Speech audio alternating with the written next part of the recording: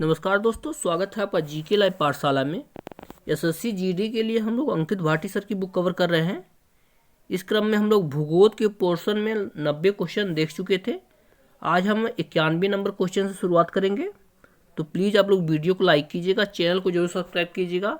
और भी बहुत सारी बुक हमारे चैनल पर कवर हो रही हैं, तो आप लोग एक बार प्ले लिस्ट को जरूर चेक करें। चलिए शुरुआत करते हैं। 91 नंबर क्वेश्चन दिया गया आपका, पृथ्वी की सतह से नीचे सबसे नज़दीकी खनिज केवल प्रक्रिया द्वारा खोदकर निकाले जा सकते हैं। तो कौन सी प्रक्रिया द्वारा निकाले जा सकते हैं? तो सही जवाब होगा आपका ऑप्शन नंबर डी, उत्खनन के द्वारा निकाले जा सकते हैं। आपका ऑप्शन नंबर यहाँ से डी सही हो जाएगा। और आपको इस बुक की खास बात यही है कि एक क्वेश्चन के साथ लगभग 10 क्वेश्चन उसके व्याख्या से क्लियर करता है। तो आपको अगर 4 क्वेश्चन क्लियर करते हैं तो लगभग 40 क्वेश्चन आपके क्लियर हो जाते हैं। दिया गया इसकी व्याख्या में, पृथ्वी की सतह से नीचे सबसे नजदीकी खनिज उत्खनन प्रक्रिया है। पुरातत्व विज्ञान में उत्खनन का सर्वाधिक प्रयोग हुआ था। पुरातत्व विभाग ही उत्खनन का प्रयोग सबसे ज्यादा करता है। अगला क्वेश्चन देखते हैं, अरुणाचल प्रदेश राज्य की सबसे ऊंची चोटी कौन सी है? तो आपको पता है अरुणाचल प्रदेश राज्य की सबसे ऊंची चोटी जो है वह कांगतो है। आपका ऑप्शन नंबर यहाँ से सी सही हो जाएगा, कांगतो है। ये इसकी व्याख्या देखें तो कांगतो पूर्वी हिमालय में भारत और तिब्बत की सीमा पर स्थित है। ठीक है ना, कहाँ है? पूर्वी हिमालय में। और कहाँ से? भारत और तिब्बत की सीमा पर स्थित है। और इसकी ऊंचाई कितना है? स्थिर है एक 70-60 मीटर लंबा। देखिए ऊंचाई की बात नहीं किया, 70-7060 जो है मीटर लंबा पर्वत है। यह भारत के अरुणाचल प्रदेश राज्य की सबसे ऊंची चोटी है। ठीक है ना।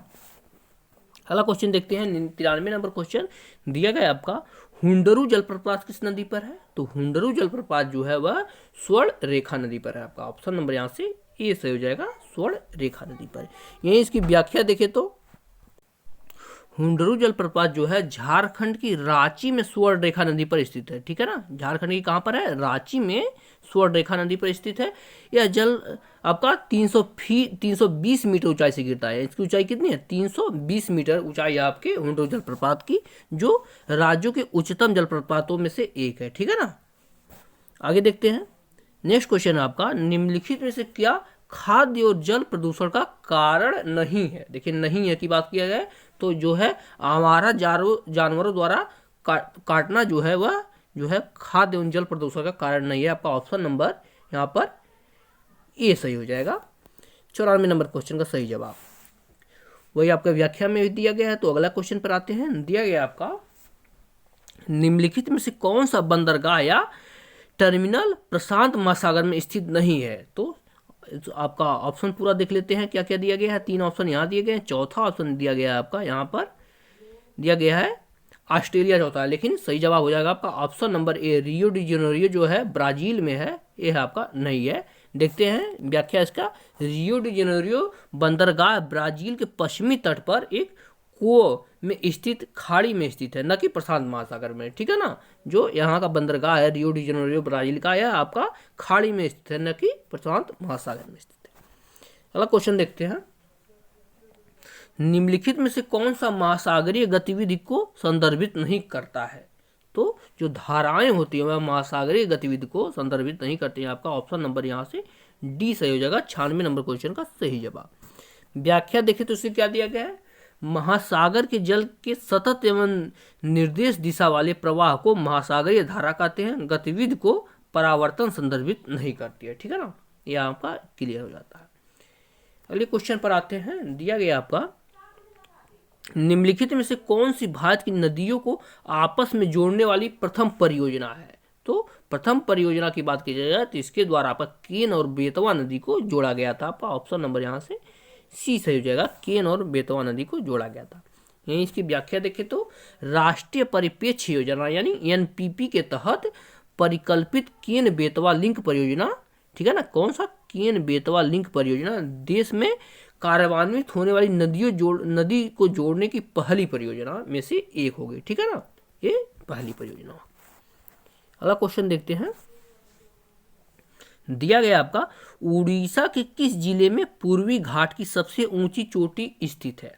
तो ये आपका कहाँ पर स्थित है? कोरापुट में स्थित है। आपका ऑप्शन नंबर यहाँ से बी सही हो जाएगा। 98 नंबर क्वेश्चन का सही जवाब कोरापुट में।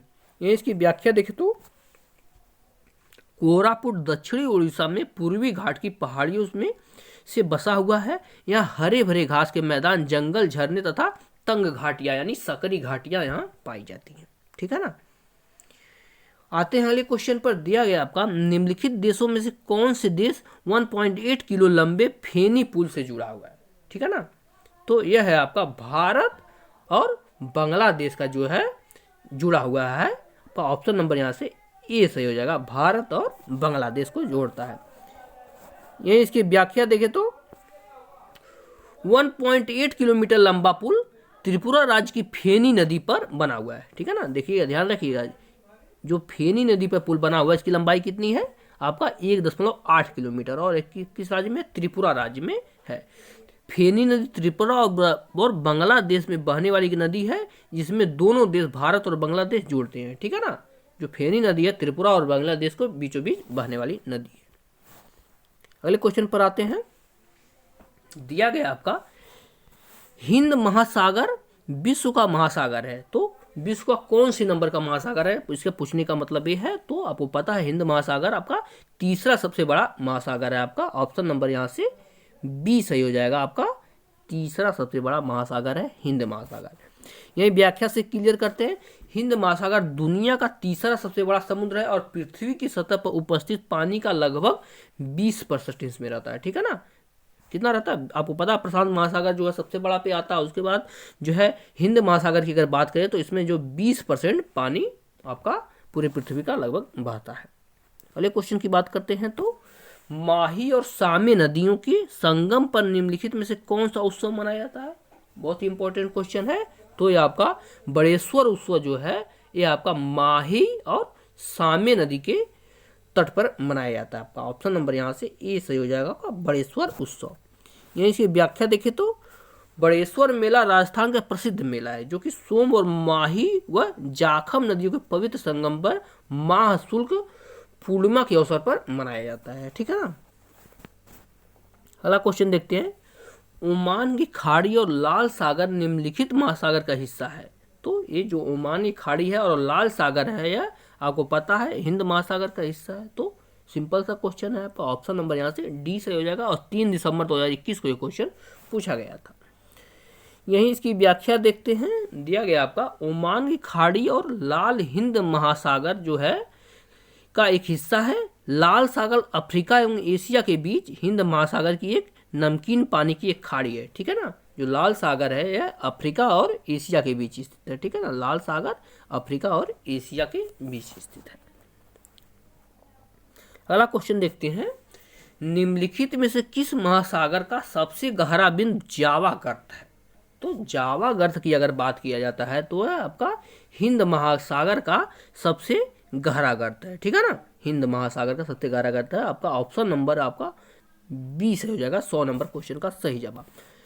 और अब लोग बताइएगा।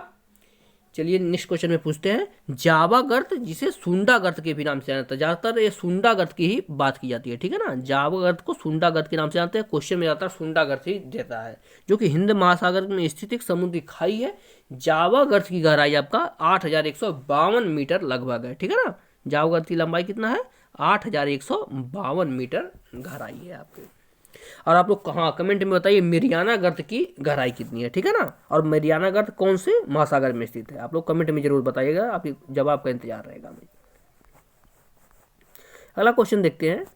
भारत के किस निर्जन द्वीप में एक पक्षी अभ्यारण्य स्थित है। ठीक है। निर्जन द्वीप पूछा है तो ये आपका पिट्टी द्वीप जो है यहाँ पर एक पक्षी अभ्यारण्य स्थित है। आपका ऑप्शन नंबर यहाँ से ए सही हो जाएगा, 104 नंबर क्वेश्चन का सही जवाब। पिट्टी द्वीप जो है यहाँ पर एक पक्षी अभ्यारण्य स्थित है। ये इसकी व्याख्या से क्लियर करते हैं। पिट्टी जिसे पक्षी या पिट्टी भी कहते हैं। ठीक है ना। भारत के लक्षद्वीप समूह, देखिएगा कहाँ पर, भारत के लक्षद्वीप समूह केंद्र शासित प्रदेश में स्थित है। एक द्वीप का छोटे आकार का द्वीप है। ठीक है ना। यह द्वीप जो है बहुत ही छोटे आकार का द्वीप है, जो पिट्टी द्वीप है। इस पर कई पक्षी अंडे देने के लिए आते हैं, इसलिए इसे एक पक्षी अभ्यारण्य कहते हैं। ठीक है ना। बहुत सारे पक्षी जो है, प्रवासी पक्षी जो होती हैं यहाँ पर अंडे देने के लिए आते हैं। अगला क्वेश्चन देखते हैं।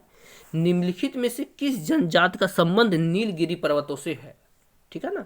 तो आपको पता है जो टोंडा जनजाति है वह नीलगिरी के पर्वतों पर रहती है। आपका ऑप्शन नंबर यहाँ से ए सही हो जाएगा। 105वें नंबर क्वेश्चन का सही जवाब टोंडा जनजाति नीलगिरी पर्वत पर रहती है। आपका ऑप्शन नंबर ए सही हो जाएगा।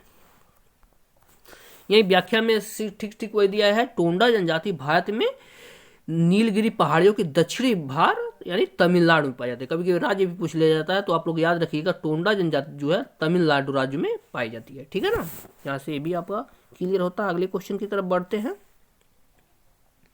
क्वेश्चन दिया गया आपका, भारत म्यांमार सीमा पर निम्न में से कौन सी पहाड़ी भारत के पूर्वी पहाड़ी इलाकों की मिजो हिल्स और मणिपुर हिल्स को जोड़ती है। क्वेश्चन को ध्यान समझिएगा। तो ये पहाड़ी है जो है इसे हम चीन बोलते हैं। तो ऑप्शन नंबर यहाँ से डी सही होगा। चीन नहीं, चीन है, देखिएगा, ध्यान देखिए, चीन है। ठीक है ना, व्याख्या देखते हैं। चीन हिल्स, ठीक है ना, चीन हिल्स उत्तर पश्चिमी म्यांमार यानी बर्मा को पहाड़ी क्षेत्र से जो भारत की सीमा के साथ फैला हुआ है, जो मिजो हिल्स और मणिपुर हिल्स को आपस में जोड़ती है। ठीक है, किसी किसी मिजो हिल्स है और मणिपुरी हिल्स है, इसे क्या कौन सी जोड़ती है? चीन हिल्स जोड़ती है। यहाँ से आपका क्लियर हो जाता है ये क्वेश्चन। ठीक है, 107 नंबर क्वेश्चन पर आते हैं। देखते हैं क्या दिया गया है आपका। दिया है आपका, अरावली पर्वतमाला की सबसे ऊंची चोटी कहाँ पर स्थित है, यानी किस राज्य में स्थित है? तो अरावली पर्वत की सबसे ऊंची चोटी जो है ये आपकी राजस्थान राज्य में स्थित है। आपका ऑप्शन नंबर यहाँ से ए सही हो जाएगा। 107 नंबर क्वेश्चन का सही जवाब। व्याख्या देखते हैं। तो अरावली पर्वतमाला की सर्वोच्च पर्वत शिखर राजस्थान के सिरोही जिले में गुरु शिखर है, जो माउंट आबू में स्थित है। ठीक है, कहाँ पर स्थित है? माउंट आबू में स्थित है। आप लोग में इसे बार बार सुन चुके हैं। आपका यहाँ से आंसर आपका क्लियर हो जाता है। अगला क्वेश्चन देखते हैं क्या दिया गया है आपका। दिया है आपका, जवाई बांध जवाई नदी पर निर्मित एक जलाशय है। देखिएगा, जवाई बांध की बात की जा रही है, वह इनमें से किसकी सहायक नदी है? तो जवाई नदी जो है यह है आपका लूनी नदी की सहायक नदी है। आपका ऑप्शन नंबर यहाँ से डी सही हो जाएगा। 108 नंबर क्वेश्चन का सही जवाब। व्याख्या है आपका, जवाई बांध जवाई नदी पर निर्मित एक जलाशय है जो लूनी नदी की सहायक नदी है। यह है राजस्थान राज्य में बना हुआ है। क्वेश्चन ये भी पूछ लेता है कि जवाई बांध कहाँ बना हुआ है, तो यह बना है आपका राजस्थान राज्य में बना हुआ है। अगला क्वेश्चन देखते हैं। रंचना दोआब निम्न में से किन दो नदियों के बीच स्थित है? तो रंचना दोआब जो है, दोआब किसे कहते हैं? जो दो पर्वतों के बीच की भूमि जो उपजाऊ होती है उसे दोआब बोलते हैं ना। तो ये आपका रावी और यानी दो पर्वतों या कह लीजिए या दो नदियों के बीच की जो भूमि होती है उपजाऊ, खासकर नदियां ही इस व्याख्या में फिट बैठती हैं। दो नदियों के बीच की जो उपजाऊ भूमि होती है उसे ही हम दोआब बोलते हैं। तो यह आपका रावी और चिनाब नदी के बीच रंचना दोआब स्थित है। आपका ऑप्शन नंबर यहाँ से सी सही हो जाएगा, रावी और चिनाब नदी के बीच। व्याख्या में भी ठीक ठीक वही लिखा है आपका, चिनाब नदी और रावी नदी के बीच का क्षेत्र संरचना दोआब कहलाता है। दोआब का मतलब दो नदियों के बीच का क्षेत्र होता है। ठीक है ना, दो नदियों के बीच का जो उपजाऊ क्षेत्र होता है, देखिए उपजाऊ शब्द इसके लिए बोलना अच्छा रहेगा, वह आपका दोआब कहलाता है। आगे देखते हैं। देश की प्राचीन झीलों में से एक लेंडिया तालाब, ठीक है ना, देखिएगा लेंडिया तालाब किस भारतीय शहर में स्थित है? तो ये क्वेश्चन आपका 3 दिसंबर 2021 को एसएससी जीडी में पूछा था। तो ये आपका लेंडिया तालाब जो है वह भोपाल में स्थित है। आपका ऑप्शन नंबर यहाँ से ए सही हो जाएगा। कहाँ पर स्थित है? भोपाल में स्थित है। अगला क्वेश्चन देखते हैं, इसकी व्याख्या देख लेते हैं। लेंडिया तालाब भोपाल में मानव निर्मित एक झील है। ठीक है ना, यह आपका कृत्रिम नहीं है, आपका मानव निर्मित है। बात बात पूछा जाता है, मानव निर्मित झील है। इसके पूर्वी छोर पर भोपाल शहर बसा हुआ है। ठीक है ना, पूर्वी छोर पर भोपाल बसा हुआ है, जबकि इसके दक्षिण में वन विहार राष्ट्रीय उद्यान स्थित है। कौन सा राष्ट्रीय उद्यान स्थित है? वन विहार राष्ट्रीय उद्यान स्थित है। अगला क्वेश्चन देखते हैं क्या दिया गया है आपका। हसदेव और जोंको नदियां भारत किस राज्य में पाई जाती है? देखिएगा छोटी छोटी नदियां हैं, देखिएगा छोटी छोटी नदियां भी बहुत बार पूछ लेती है। तो हसदेव और जोंको नदियां जो हैं आपके छत्तीसगढ़ राज्य में स्थित है। आपका ऑप्शन नंबर यहाँ से बी सही हो जाएगा। और ये आपका 3 दिसंबर 2021 को ये भी क्वेश्चन पूछा गया था। व्याख्या देखते हैं। हसदेव और जोंको नदियां भारत के छत्तीसगढ़ राज्य में है।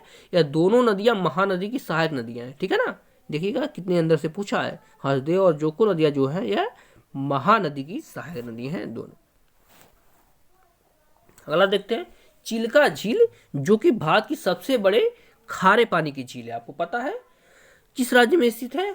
तो सही जवाब हो जाएगा आपका 112 नंबर क्वेश्चन का सही जवाब हो जाएगा ऑप्शन नंबर सी से हो जाएगा। उड़ीसा राज्य में स्थित है चिल्का झील, आपका ऑप्शन नंबर यहाँ से सी से हो जाएगा। इसकी व्याख्या देखते हैं तो चिल्का झील भारत की सबसे बड़ी खारे पानी की झील है। यह उड़ीसा राज्य में स्थित है। यह करीब कितना वर्ग 1000 वर्ग किलोमीटर तक फैला हुआ है, ठीक है ना, 1000 वर्ग किलोमीटर तक फैला हुआ है। अगला क्वेश्चन देखते हैं, दिया है आपका कुलिक पक्षी अभ्यारण्य निम्नलिखित में से किस राज्य में स्थित है। तो कुलिक पक्षी अभ्यारण्य की बात की जाती है तो यह आपका पश्चिम बंगाल में स्थित है। आपका ऑप्शन नंबर यहाँ से ए से हो जाएगा, पश्चिम बंगाल में स्थित है। व्याख्या देखिए तो क्या दिया गया आपका, रायगंज वन्य जीव अभ्यारण्य को कुलिक पक्षी अभ्यारण्य के रूप में जाना जाता है। देखिएगा क्वेश्चन बार बार आपका रायगंज ही पूछा जाता है, लेकिन मान लीजिए कुलिक दे दिया तो आपको याद रखना होगा। रायगंज पक्षी अभ्यारण्य का दूसरा नाम क्या है, कुलिक पक्षी अभ्यारण्य है, जाना जाता है, जो पश्चिम बंगाल के कहाँ पर दिनाजपुर जिले में रायगंज के पास स्थित है, ठीक है ना, ये क्लियर होता है। अगला क्वेश्चन देखते हैं, बंगाल टाइगर को कौन से वर्ष में भारत का राष्ट्रीय पशु स्वीकार किया गया था। तो बंगाल टाइगर जो है 1972 में राष्ट्रीय पशु के रूप में आपका स्वीकृति मिली थी। आपका ऑप्शन नंबर यहाँ से सी से हो जाएगा 114 नंबर क्वेश्चन का सही जवाब। ये इसकी व्याख्या में सी को वैचित दिया गया, बंगाल टाइगर को 18 नवंबर, डेट भी पूछ लिया जाता है, 18 नवंबर 1972 को राष्ट्रीय पशु स्वीकार किया गया था। ये आपका यहाँ से क्लियर हो जाता है। अगला क्वेश्चन देखते हैं, निम्न में से कौन सा बांध सुवर्ण रेखा नदी पर बनाया गया है। तो चांडिल बांध जो है वह आपका सुवर्ण रेखा नदी पर बनाया गया है। आपका एक सुवर्ण रेखा नदी पर बहुत ही फेमस बांध भी बनाया गया है, उसका कमेंट में आप लोग बताइए कौन सा बांध है, ठीक है ना। ऑप्शन नंबर यहाँ से ए सही हो जाएगा, चांडिल बांध जो है वह सुवर्ण रेखा नदी पर बनाया गया है। व्याख्या देखें तो चांडिल बांध सुवर्ण रेखा नदी पर स्थित है। यह बांध सुंदरता का एक स्थान रखता है, ठीक है ना, ये सुंदरता का स्थान रखता है। यह बांध झारखंड राज्य में स्थित है। आपको पता है सुवर्ण रेखा नदी झारखंड में बहती है, तो यह बांध झारखंड में स्थित है। क्वेश्चन पूछ लिया जाए चांडिल बांध किस राज्य में स्थित है, तो आप क्या बोलेंगे, झारखंड राज्य में स्थित है, आप लोग तुरंत बोलेंगे। अगला क्वेश्चन देखते हैं, निम्नलिखित में से कौन सी भारतीय मलिन बस्ती विश्व की सबसे मलिन बस्तियों में, यानी मलिन बस्ती किसे बोलते हैं, झोपड़पट्टी को बोलते हैं ना, में से एक है। तो आपको पता है धारावी जो है वह आपका एक मलिन बस्ती है जो कि विश्व में विख्यात है। आपका ऑप्शन नंबर यहाँ से डी से हो जाएगा। व्याख्या इसका नेक्स्ट पेज पे देखते हैं क्या दिया गया आपका, धारावी मुंबई का एक क्षेत्र है। यह झुग्गी बस्ती है और सबसे गंदी बस्तियों में गिनी जाती है, ठीक है ना। अगला क्वेश्चन देखते हैं, निम्नलिखित में से किस राज्य में जन्म के समय जीवन प्रत्याशा सबसे अधिक है। तो आपको पता है केरल राज्य जो है यहाँ की जन्म प्रत्याशा सबसे अधिक है। क्वेश्चन बहुत बार पूछा गया है, एक ही एग्जाम में नहीं, बहुत बार बहुत सारे एग्जाम में पूछा गया और सिंपल सा क्वेश्चन आपका ऑप्शन नंबर यहाँ से डी से हो जाएगा। व्याख्या देखते हैं, जन्म के समय जीवन प्रत्याशा सबसे अधिक केरल राज्य में कितना है आपका 74.9 वर्ष पुरुषों का और 72 महिलाओं में से 77 है, ठीक है ना। पुरुषों की बात की जाए तो 74.9 पुरुषों में, 72 महिलाओं में 72 कितना है 77.8 है, ठीक है ना। और पुरुषों में 74.9 है और महिलाओं में 77.8 है। आगे देखते हैं नेक्स्ट क्वेश्चन, दिया गया आपका भारत की निम्नलिखित में से किस झील को रामसर स्थलों में शामिल नहीं किया गया है। तो डल झील है, इसे रामसर स्थल में शामिल नहीं है। आपका ऑप्शन नंबर यहाँ से ए सही जाएगा। बाकी अगर बात करें तो यहाँ से जो लकटक झील है इसे भी शामिल किया गया है, चिल्का झील आपको पता है शामिल किया गया, और कीकम झील जो है इसे भी शामिल किया गया है, लेकिन डल झील जो है इसे शामिल नहीं किया गया है। डल झील को रामसर स्थलों में शामिल नहीं किया गया है। आपको पता है डल झील कहाँ पर स्थित है, आपका जम्मू कश्मीर में डल झील स्थित है। आपका यहाँ से हो जाएगा जम्मू कश्मीर में डल झील स्थित है। ये भी एक क्वेश्चन यहाँ से क्लियर हो जाता है। अगला क्वेश्चन देखते हैं, काबिनी नदी इनमें से किस नदी की महत्वपूर्ण सहायक नदी है। तो काबिनी की बात की जाए तो कावेरी नदी की सहायक नदी है। दोनों के नाम एक दूसरे से मिलते जुलते हैं, तो आप लोग रिलेट कर लीजिएगा। कावेरी नदी की सहायक नदी है काबिनी नदी, ठीक है। व्याख्या देखें तो काबिनी नदी जिसे कपिला नदी भी कहा जाता है, ठीक है ना। काबिनी नदी को किस नाम से जाना जाता है, इसे कपिला नदी भी कहा जाता है। यह भारत के केरल और कर्नाटक राज्यों में बहने वाली एक नदी है। कौन से दो राज्यों में बहती है? एक तो केरल में, दूसरा कर्नाटक में राज्यों में बहने वाली नदी है, जो कि कावेरी नदी की सहायक नदी है। ठीक है, अगला क्वेश्चन देखते हैं। निम्नलिखित में से कौन सी प्रायद्वीपीय नदी भारत की पूर्व से पश्चिम की ओर बहने वाली नदियों में सबसे बड़ी नदी है? ठीक है ना, जो कहाँ पर बहती है? आपकी पूर्व से पश्चिम की ओर बहती है। तो आपको पता है आपका नर्मदा नदी है जो पूर्व से पश्चिम की ओर बहती है, और प्रायद्वीपीय भारत की सबसे बड़ी नदियों में से एक है जो कि पूर्व से पश्चिम की ओर बहती है। ठीक है, व्याख्या देखते हैं क्या दिया गया आपका। नर्मदा नदी, जिसे रेवा के नाम से भी जाना जाता है, कभी कभी पूछ लिया जाता है रेवा नदी, तो नर्मदा नदी पूछा जाता है, लेकिन रेवा नदी के नाम से जाना जाता है, इसे ध्यान रखिएगा। जो पूर्व से पश्चिम की ओर बहती है, यह नदी मध्य प्रदेश के अमरकंटक से निकलती है। ठीक है ना, नर्मदा नदी कहाँ से निकलती है? बहुत बार क्वेश्चन पूछा गया है। मध्य प्रदेश के अमरकंटक से निकलती है और खंभात की खाड़ी में अपना जल गिराती है। ठीक है ना, नर्मदा नदी अपना जल कहाँ गिराती है? खंभात की खाड़ी में अपना जल गिराती है। ठीक है ना, तो आपका भूगोल के आज 30 क्वेश्चन हमने कवर किया, और 30 क्वेश्चन के साथ व्याख्या मिला जाए तो लगभग 50 से 60 या 100 क्वेश्चन भी हो जाते हैं। तो आप लोग इसे 2 से 3 बार वीडियो को पूरा देखिए, आपको सारे के सारे रट जाएंगे। और प्लीज़ वीडियो को लाइक कीजिएगा, चैनल को जरूर सब्सक्राइब कीजिएगा, और आप लोग हमारे टेलीग्राम चैनल पर जरूर जुड़िए, वहाँ आपको PDF भी लगातार मिल रही है, और आपकी वीडियो का नोटिफिकेशन भी वहाँ पर मिलता रहता है। तो प्लीज़ आप लोग टेलीग्राम चैनल से जुड़ना न भूलें। धन्यवाद।